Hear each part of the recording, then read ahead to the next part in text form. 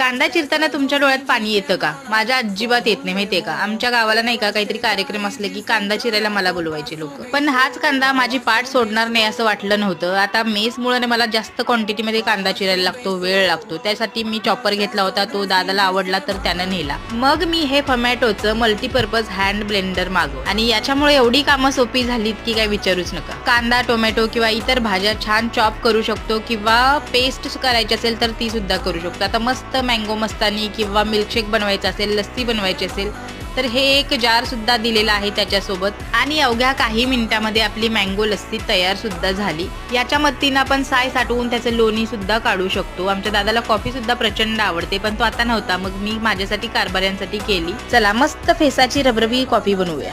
कारभारी म्हणत होते आता हे ब्लेंडर भावाला दाखवू नको, नाही तर ते सुद्धा घेऊन जाईल. असो, तुमची कामं सोपी करायची असतील तर तुम्हाला हे प्रोडक्ट पाहिजे असेल तर कमेंटमध्ये लिंक टाका. युट्यूबला प्रोडक्ट टॅग केले.